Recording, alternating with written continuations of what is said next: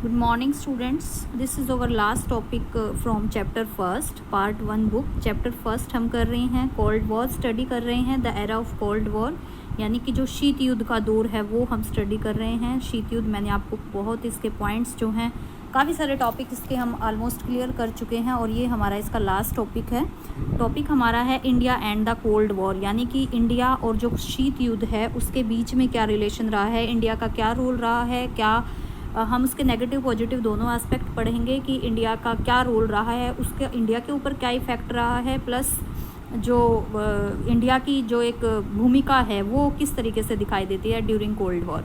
तो इसमें काफ़ी सारे टॉपिक जो है मैं क्विकली रिकैप, बिल्कुल ही छोटा सा रिकैप लेंगे कि 1945 के बाद वर्ल्ड में दो खेमे बन गए थे, यानी वर्ल्ड दो पार्ट में डिवाइड हो गया था, जिसमें यूएसए और यूएसएसआर जो दो पावर थी वो अपनी अपनी पावर को एक्सपेंड करना चाहते थे. इसके लिए उन्होंने काफ़ी सारे जो मिलिट्री ग्रुप्स थे वो भी बनाए थे, जिसमें कि नाटो और वॉर्सा पैक्ट था. इसके अलावा जो एशिया के देशों के साथ भी उन्होंने काफ़ी अच्छे रिलेशन बनाए थे, जिसमें सेंटो और सीटो जो एक दो ऑर्गेनाइजेशन थे वो काफ़ी फेमस रहे हैं, जो आपकी बुक में सब कुछ राइट हुआ है, आपने बहुत डीपली उसको स्टडी करना है. उसके बाद हमने इसके लिए जो चैलेंज था, जो NAM एज ए चैलेंज इसके लिए आया, जिसमें कि वो सारे देश शामिल थे जो इन दोनों देशों के किसी भी ग्रुप में शामिल नहीं होना चाहते थे, जिन्होंने अपना एक अलग संगठन बनाया, एक ऑर्गेनाइजेशन बनाया. तो गुट निरपेक्षता के बारे में भी हमने स्टडी किया. और आज जो हमारा लास्ट टॉपिक है वो है कि इंडिया का क्या रोल रहा. देखिए, हम ये जानते हैं कि NAM जो है उसका इंडिया एक मतलब उसका फाउंडर इंडिया भी है, उसमें से जवाहरलाल नेहरू जी का काफ़ी बड़ा रोल रहा है. तो इसको स्टडी कर लेते हैं. As a leader of NAM, India's response to the ongoing cold war was twofold. जो इंडिया का रिस्पॉन्स रहा है वो दो स्तर पे रहा है, दो लेवल पे हम उसको देख सकते हैं. एक लेवल क्या है कि इंडिया ने अपने आप को दोनों ही अलायंसेस से दूर रखा है, मतलब अपने आप को केयरफुली दोनों ही अलायंसेस से दूर रखा है. एक तो ये एस्पेक्ट इसका है.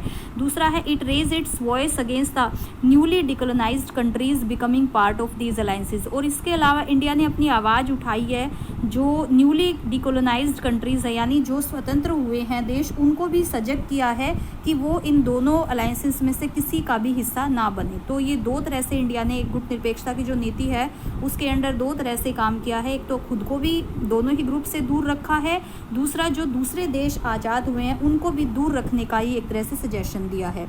आगे देखिए student, India's policy was neither negative NOR passive. लेकिन जो इंडिया की पॉलिसी रही है उसको हम बिल्कुल नेगेटिव भी नहीं कह सकते और निष्क्रिय भी नहीं कह सकते, क्योंकि जो Nehru alignment was not a policy of flying away. क्योंकि नेहरू की जो पॉलिसी है गुट निरपेक्षता की, वो कोई भाग जाने की पॉलिसी नहीं है कि वर्ल्ड की प्रॉब्लम से वो भागना चाहते हैं, इसीलिए उन्होंने एक न्यूट्रल जो अपना एक प्लेटफॉर्म तैयार किया है गुट निरपेक्षता का. ऐसा कुछ नहीं है, बल्कि वो उसमें इन्वॉल्व रहकर जो कोल्ड वॉर है उसकी जो टाइटनेस है उसको कहीं ना कहीं कम करना चाहते हैं. ये यानी जो राइवलरीज है दोनों ही ग्रुप्स के बीच में उसको कम करना चाहते हैं. On the contrary, India was in favour of actively intervening in world affairs to soften cold war rivalries. वही मैंने आपको अभी बताया कि इंडिया तो खुद जो वर्ल्ड अफेयर्स हैं उसमें इन्वॉल्व होना चाहता है, प्लस जो कोल्ड वॉर की राइवलरीज है उसको कम करना चाहता है. तो ये इंडिया के पर्सपेक्टिव से देखें तो हम कह सकते हैं कि इंडिया का रोल जो है वो काफ़ी पॉजिटिव है.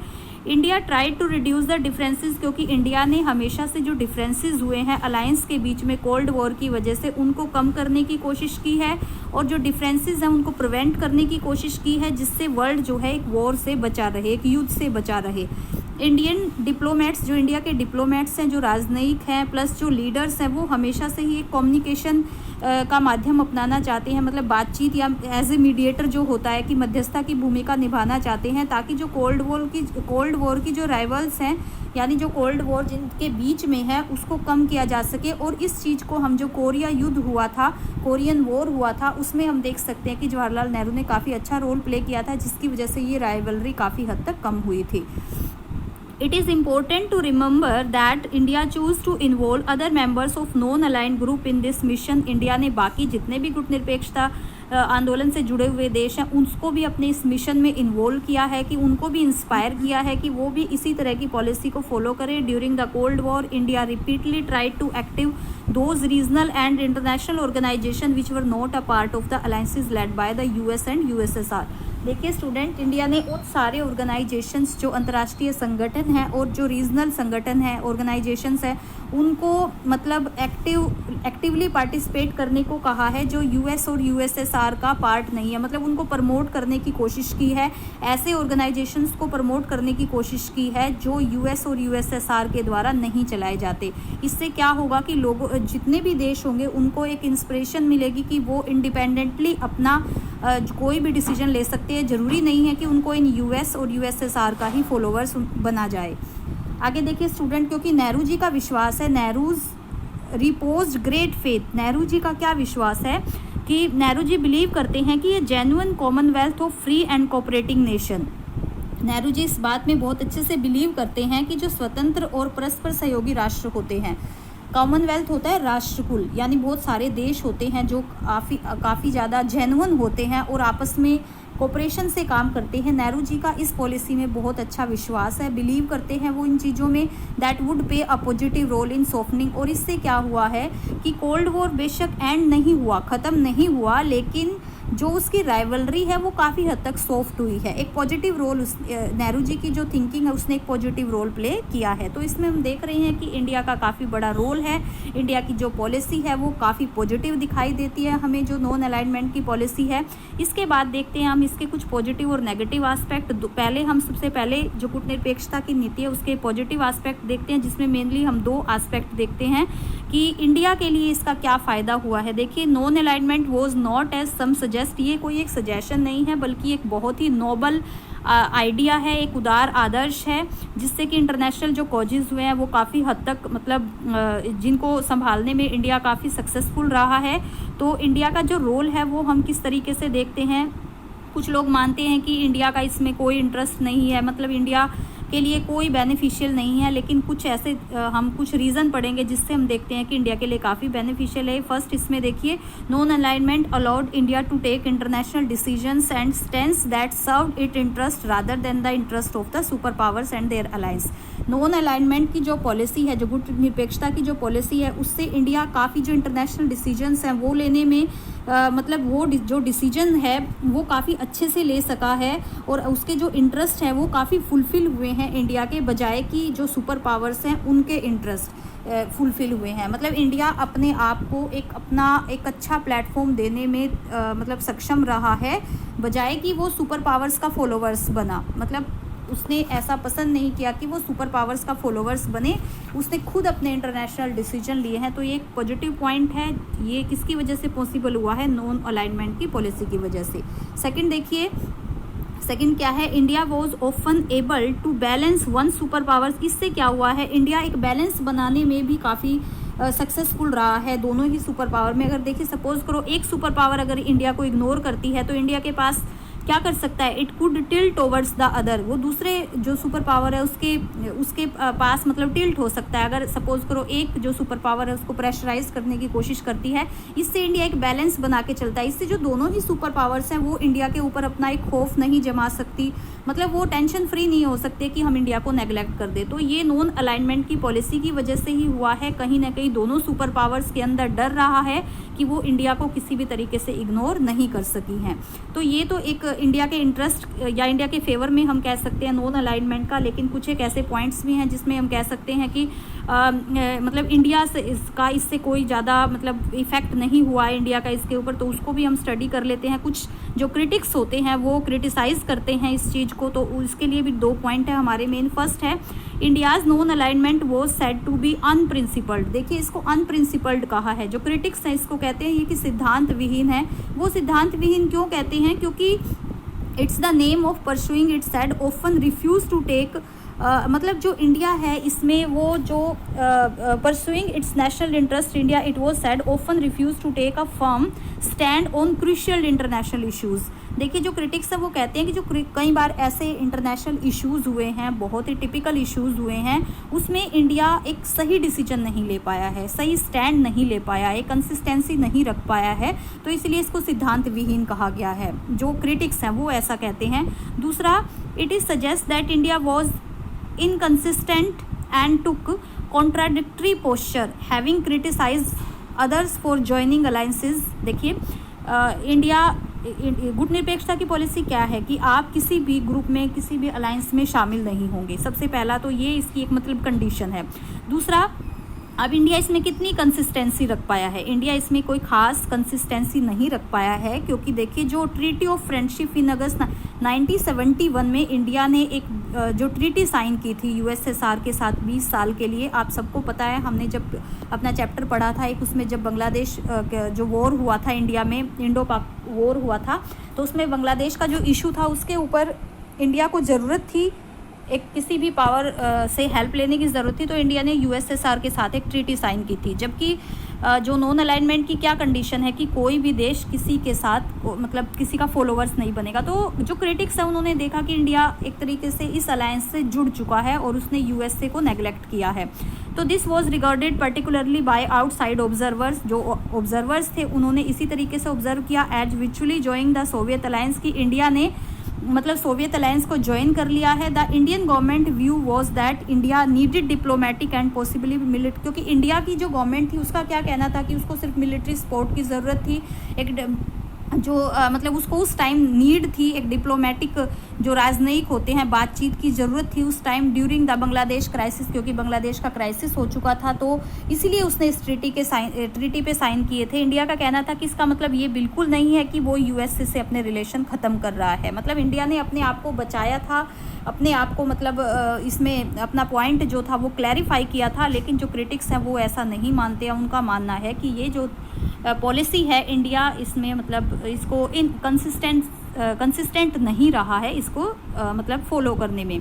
आगे देखिए स्टूडेंट, तो हमने पॉजिटिव और नेगेटिव दोनों एस्पेक्ट पढ़ लिए हैं। पॉजिटिव एस्पेक्ट में हमने देखा कि इंडिया ने अपना एक बहुत अच्छा स्टैंड बिल्डअप किया है, इंडिया ने जो बहुत सारे ऐसे डिसीजंस लिए हैं कि जो सुपर पावर्स है वो इंडिया को नेग्लेक्ट नहीं कर पाई।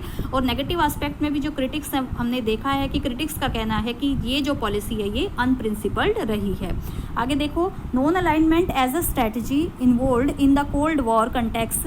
अब जो गुट निरपेक्षता की जो नीति है स्टूडेंट ध्यान रखना, ये 1991 में क्या हुआ था, जो यूएसएसआर था उसका डिसइंटीग्रेशन हो गया था, उसका बिखराव हो गया था। तो अब गुट निरपेक्षता, अब जब ग्रुप वर्ल्ड में एक ही ग्रुप रह गया तो हम नहीं कह सकते कि नॉन अलाइनमेंट की जो पॉलिसी है वो मतलब अब उसका कोई एक तरह से कह सकते हैं कि अब उसका कोई इम्पैक्ट है वर्ल्ड पे, क्योंकि जब ग्रुप ही नहीं है दूसरा तो एक या दूसरे ग्रुप में शामिल होने का क्या मतलब है। लेकिन हम ये बाकी इसकी डिटेल हम चैप्टर 2 में स्टडी करेंगे, जो डिसइंटीग्रेशन का प्रोसेस है वो कैसे हुआ था, क्या हुआ था 1991 में, both as an international movement. अब तो कहने का मतलब क्या है कि लेकिन इसके जो इम्पैक्ट को हम नेग्लेक्ट नहीं कर सकते। देखिए इंडियन जो फॉरेन पॉलिसी है उसका एक पार्ट है, उसका एक हिस्सा है जो नॉन अलाइनमेंट की पॉलिसी है। However non alignment contain some core values and enduring ideas. आज भी मतलब जो नॉन अलाइनमेंट की पॉलिसी है वो काफ़ी सारे जो आइडियाज़, कुछ वैल्यूज़ को कंटेन करके रखते हैं जिनका कि आज भी वर्ल्ड के ऊपर इफेक्ट है। It was based on recognisation that decolonised states share a historical appreciation. देखिए स्टूडेंट, जो बहुत सारे जो देश हैं जो न्यूली इंडिपेंडेंट हुए हैं, जो आज़ाद हुए हैं, उनका इसके ऊपर क्या इफ़ेक्ट रहा है, ये बहुत ही ध्यान से समझने का हमारा टॉपिक है कि जो बहुत सारे देश हैं जो अभी अभी जो आज़ाद हुए हैं वो इस पॉलिसी को अगर फॉलो करते हैं तो उनको किसी भी पावर की जो फॉलोअर बनने की ज़रूरत नहीं होती, क्योंकि ज़रूरी नहीं है अगर वर्ल्ड में 2 ही सुपर पावर हैं, तो अगर एक पावर ख़त्म हो चुकी है, लेकिन आज भी it mean that the poor and often very small countries of the world need not became followers of any of the big powers. मतलब ये जो पॉलिसी है ये इंस्पायर करती है उन देशों को कि वो वर्ल्ड में किसी भी पावर का, जो बिग पावर्स हैं उनका फॉलोअर्स बनने की ज़रूरत नहीं है, वो अपनी एक इंडिपेंडेंट फॉरेन पॉलिसी को रख सकते हैं। मतलब हम ये कह सकते हैं कि जो उसकी प्रासंगिकता है, एक तरह से जो उसका इफ़ेक्ट है वो आज भी बरकरार है, हम उसको नेग्लेक्ट नहीं कर सकते। कहने का मतलब ये है, it was also based on a resolve to democratic the international system by thinking about an alternative world order. मतलब आज भी जो ये पॉलिसी है नॉन अलाइनमेंट की, ये जो डेमोक्रेटिक इंटरनेशनल सिस्टम होता है उसको एक स्टैंड देती है, उसको एक प्लेटफॉर्म प्रेजेंट करती है, मतलब एक स्टैंड देती है, जिससे कि जो बहुत सारी प्रॉब्लम्स होती हैं, इंटरनेशनल प्रॉब्लम्स होती हैं, वो मतलब कहीं ना कहीं उनका सॉल्यूशन जो है वो ढूंढा जा सकता है। और ये जो उसके बाद देखिए, these core ideas remain relevant even after the cold war has ended. Cold war ख़त्म हो चुका है, लेकिन ये जो आइडियाज़ हैं, ये जो एक तरह से हम कह सकते हैं जो वैल्यू बेस्ड पॉइंट हैं जो नॉन अलाइनमेंट पॉलिसी के, वो आज भी कहीं ना कहीं बचे हुए हैं। बेशक जो कोल्ड वॉर है वो ख़त्म हो चुका है। तो कहने का क्या मतलब है, अगर हम कंक्लूज़न निकालते हैं इस चीज़ का कि आज भी जो इंटरनेशनल सिस्टम है, अगर उसको डेमोक्रेटिक बनाना है, डेमोक्रेसी को इस्टेब्लिश करना है, तो आज भी ये सारे पॉइंट्स हमें जो नॉन अलाइनमेंट पॉलिसी के हैं उनको बनाकर रखना होगा, उनकी इम्पोर्टेंस को समझना होगा, और कहीं ना कहीं आज भी उसका इफ़ेक्ट जो है बहुत सारे देशों पर बना हुआ है। तो आई होप आपको ये टॉपिक समझ आ गया होगा। काफ़ी इजी सा टॉपिक है और आप इसको अपनी बुक में से बहुत अच्छे से स्टडी करेंगे तो आपको और भी अच्छे से ये पॉइंट जो है क्लियर हो जाएगा। अगर फिर भी उसके बाद आपको कोई पॉइंट क्लियर नहीं होता है पूरे चैप्टर का, तो आप पूछ सकते हैं, मेरे पर्सनल कॉन्टैक्ट नंबर पे आप पूछ सकते हैं, कोई भी पॉइंट आप पूछ सकते हैं। उसके बाद इस चैप्टर की हम पूरी एक्सरसाइज जो है, देखिए स्टूडेंट, मैं स्टार्टिंग से ही बोल चुकी हूँ ये चैप्टर काफ़ी इंपॉर्टेंट है। मैं इसकी जो एक्सरसाइज है, क्वेश्चंस हैं, कुछ क्वेश्चंस मैंने इसके दिए हैं, जो कुछ पहले दिए हुए हैं PDF हैं, आप उनको आई होप आपने राइट कर लिए होंगे। बाकी के जो रिमेनिंग क्वेश्चन है वो मैं सेंड करूंगी आपके 1 और 2 डेज़ में। इसकी जो क्वेश्चंस है वो ख़त्म हो जाएंगे, उसके बाद इस चैप्टर का आपका टेस्ट होगा। आफ्टर दैट हम सेकंड चैप्टर जो है वो स्टार्ट करेंगे। Thank you so much.